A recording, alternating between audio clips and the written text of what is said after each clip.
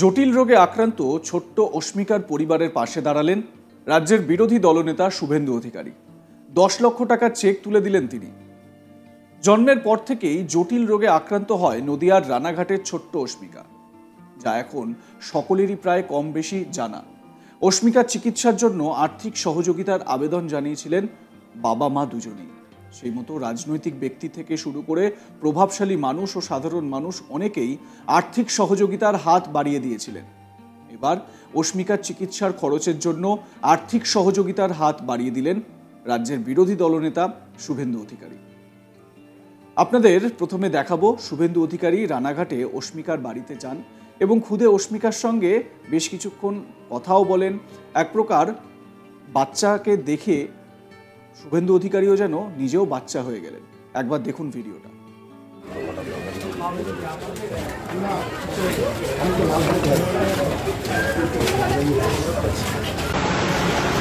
কি রে সোনা, তুই কেমন আছিস?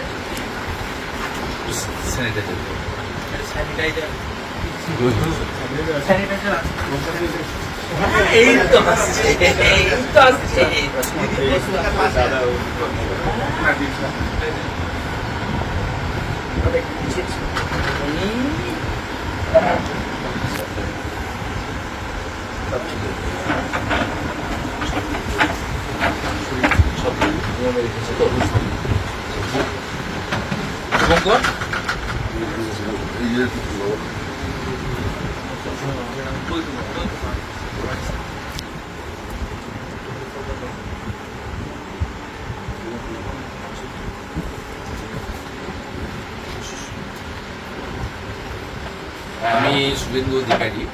আমার আজকে অন্য কোনো পরিচয় নেই।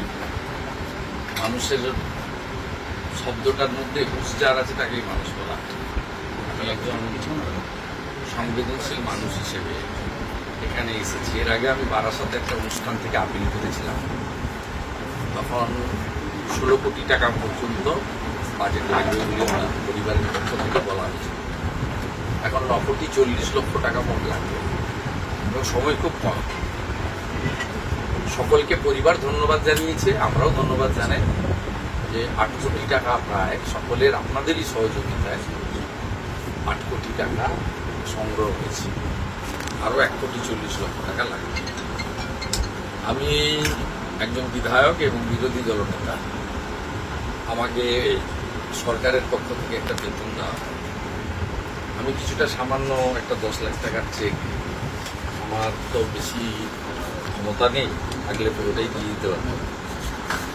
আর আমি বিরোধী দলনেতা, আমার সরকারি ক্ষমতা অনুযায়ী আমি চিফ মিনিস্টার রিলিফ ফান্ড থেকে, গভর্নমেন্টের ফান্ড থেকে বা অন্য কোথাও থেকে দিতে পারবো। আর আমাদের যে এমএলএ ল্যান্ডের টাকা থাকে সেটা উন্নয়নে খরচ করতে হয়, সরকারকে প্রস্তাব দেওয়া যায়, ওই টাকা থেকে সরাসরি দেওয়া যায়। কিন্তু আমাকে যে টাকা সরকার দেন মাসে, সেই টাকা থেকে আমি 10 লাখ টাকা আমার ভাই শুভঙ্করকে দিয়ে যাচ্ছি। এই মহৎ কাজে একটা সমুদ্রে একটা বিন্দু হিসেবে একে ধরতে পারেন। আরও 1 কোটি 50 বাকি থাকবে। সবার কাছে অনুরোধ, যেভাবে 8 কোটি 10 লক্ষ টাকা সংগ্রহ হলো, আপনারা এগিয়ে আসুন। এর উজ্জ্বল ভবিষ্যৎ আছে, একে আমরা চাই। আমাদের একে আমরা চাই সুস্থ হোক, ভালো হোক, সকলের আশীর্বাদের উপর বর্ষিত হোক, পরিবারের পাশে। আমি আছি শুভঙ্করের পাশে, বোনের পাশে। ভবিষ্যৎ আমার আপিল সবার কাছে, যারা বাংলা বুঝেন, বাংলা জানেন, তাদের সবার কাছে, এবং পশ্চিমবঙ্গে যারা বসবাস করেন বা যারা আমাকে দেখছেন, শুনছেন, আমার কথা পাচ্ছেন, সবার please help mister Shubhankar Das.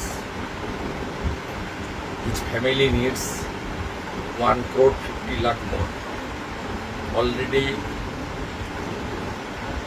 8 crore rupees donated and collected by the very sensible, responsible people of our country. Not only our state but also outside of the state. Today I handed over 10 lakh rupees check from my LOP salary account. It's a very small amount. The Subhankar and Subhankar family needs 1 crore million. Please help.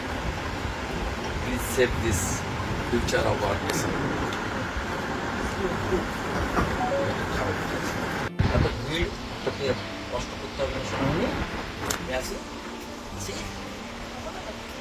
আছি আসবো আসবো ভালো হয়ে গেলে আবার আসবো। আইস খাও।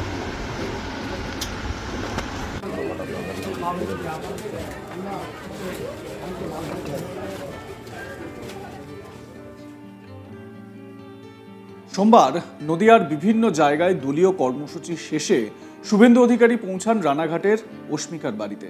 এরপর অস্মিকার বাবা মায়ের সঙ্গে কথা বলে রোগ সম্পর্কে বোঝার চেষ্টা করেন তিনি।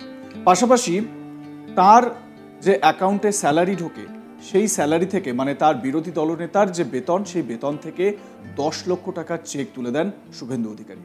শুভেন্দু অধিকারী কি বলেছেন শোনাবো আপনাদের। সবাই ছিলেন বলে পশ্চিমবাংলার মানুষ, ভারতের মানুষ এখানে আবেদন করেছে, যতটা পেরেছে সবাই করেছে। মানুষ যার আছে সেই তো মানুষ।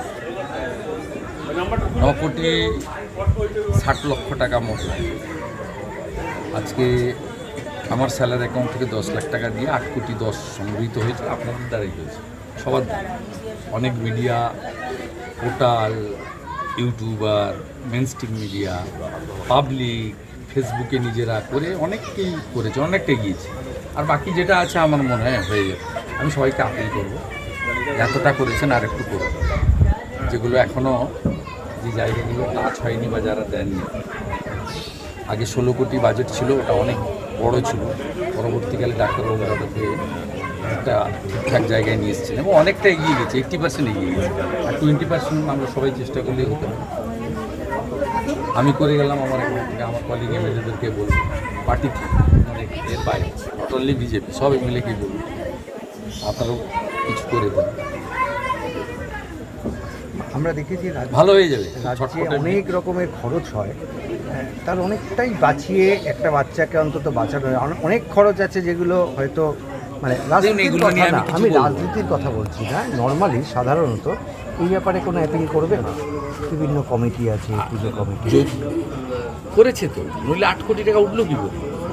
আমার এই 10 লাখের আগে তো 8 কোটি উঠে গেছে। সব প্রায় ইন্ডিভিজুয়ালরাই দিয়েছে, গভর্নমেন্ট থেকে কী পেয়েছে আমি জানি না।